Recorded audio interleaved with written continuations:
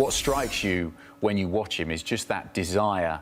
He is a sportsman in the old-fashioned sense that he obviously has the ability, but he also just wants to win and wants to play every time the ball comes to his feet. He wants to do the perfect pass or the perfect shot or score the goal. What did you make of it? Well, there was me saying yesterday on the show that Julian Nagelsmann is the master tactician, and they took the lead. It was a great start. It was a fairly quiet first half, wasn't it, between these two sides? Well matched, I thought.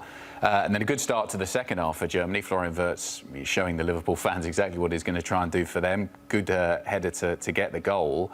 And then it was poor tactically after that. I was expecting Germany. They've been so good at home. We spoke about that. I think only one defeat in 11 when they're playing at home. They were the favourites to win this competition, and quite rightly so, given how they've performed since that defeat to, earlier on in the year. And I think they just didn't. They weren't able to see out the game. I think it was a naive performance in that second half after they scored the goal tactically, and I'm surprised from Nagelsmann because that was always what we saw when he was, managing at Bayern. I think his tactics were never really too much in question.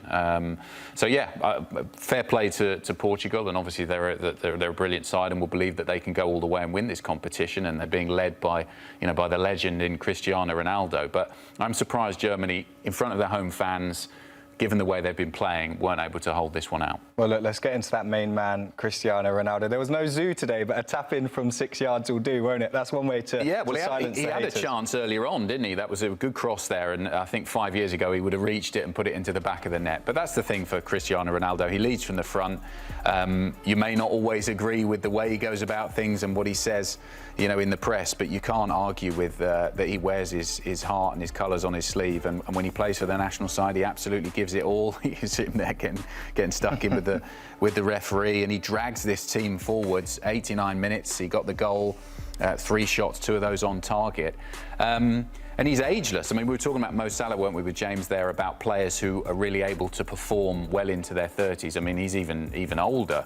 I mean, these numbers are just unbelievable. 200. I mean, if you think about players who play for England, we celebrate when they get to 100 caps. He's played over 220 now. 137 goals, 37 assists. He will lead them at the World Cup next year, and it has just been an unbelievable international career. I don't think we'll see it matched really, for a long time. And I think, I've been lucky enough to watch Cristiano Ronaldo through his club career and a few times for the national team. And what strikes you when you watch him is just that desire.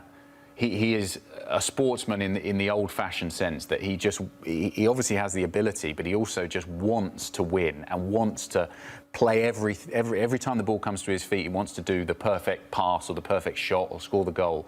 And it really is. He's a sight to behold. It's brilliant to see him still enjoying his football after so many games and so many campaigns. Like you say there, the electricity that he had in his younger years has gone. But if you want a striker to get in between the goalpost and tap it in, we're seeing an evolution of Cristiano Ronaldo. I know over the last few years he's changed his game, but scoring goals like that, proper strikers' goals inside the 6-yard box, is that why he's making sure that he'll be in the team come next summer? Absolutely. He still has adapted his game, as you mentioned, in the last few years. He's not as fast as he used to be. He's certainly not. When he gets into those further forward attacking positions, he drops a little bit deeper now. He plays more of a connecting role between what you would say is an old-fashioned striker in inverted commas, and then dropping back into midfield. But this team allows him to do that. They've got so many brilliant players in it. When he plays, Vitinha, I know he was on the bench in this one, Bruno Fernandes, Bernardo Silva, Ruben Neves as well. This isn't, as I mentioned on the show yesterday, this isn't a team that is just a one-man team, as Portugal have been kind of in the past, just relying on Ronaldo. Can you stop the star man? And if you stop him, then you can play pretty well against them. There's plenty of good players here. They've got a good coach in Roberto Martinez. So I think they are kind of dark horses for the World Cup next year. And I do think that because it will be Cristiano Ronaldo's final World Cup and all of the expectation, we saw that with Messi, didn't we, a little bit, in the last World Cup for Argentina. It's almost a wave that the country is riding and the fans are riding as they go into it that can help them perform better than perhaps they would have in a previous tournament. Do you think it takes the pressure off the rest of the squad? We saw Conceição come on there, an amazing finish, solo goal, bends it into the far corner. Jota come on, making defensive challenges. They have got such good squad depth. Well, I think also with Ronaldo, and whenever we get into that debate of Messi versus Ronaldo, I think one of the things that you get from Ronaldo, although he's fairly unscrupulous when it comes to demanding a lot from his teammates, and sometimes that can be viewed as a negative.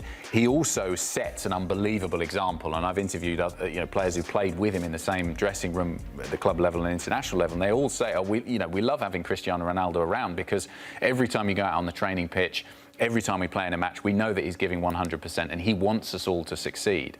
So I think that you mentioned taking the pressure off, but I think he sets an unbelievably good example for the rest of this team, and that's part of the reason why they've been playing pretty well in this competition. And whether it is Spain or France in the final, we'll find that out tomorrow.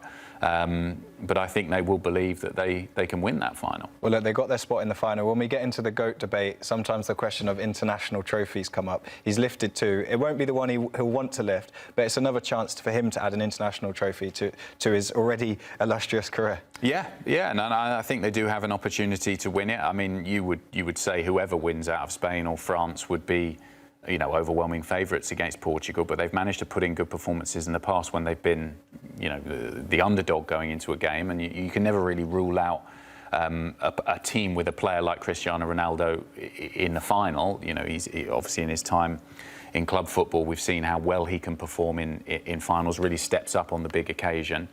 But yeah, I do think that whoever comes through out of Spain, I would put Spain slight favourites over France, and then I think they would be the favourites to win the final against Portugal. But I mean, if you had a Spain versus Portugal final in this competition, I think that's exactly what the Nations League would want to give the competition a bit of juice, and it's needed that in the past. Just a word on Germany. You mentioned there you don't think they tactically got it right. This one will hurt home fans. Portugal come to and beat them for the first time since the 80s in Germany. Yeah, I think this is a blow, and this is a country who are trying to get back to where they were. We had that sort of 10-year, 12-year period of the golden generation in German football, so many brilliant names that played for them, and then a bit of a lull, and it has been disappointing for them in the past few years, and you did feel, I certainly felt, that they were on their way back. They've got a good young manager, and the betting numbers were looking much better as we get closer and closer to the World Cup. It'll be interesting to see how this result impacts their odds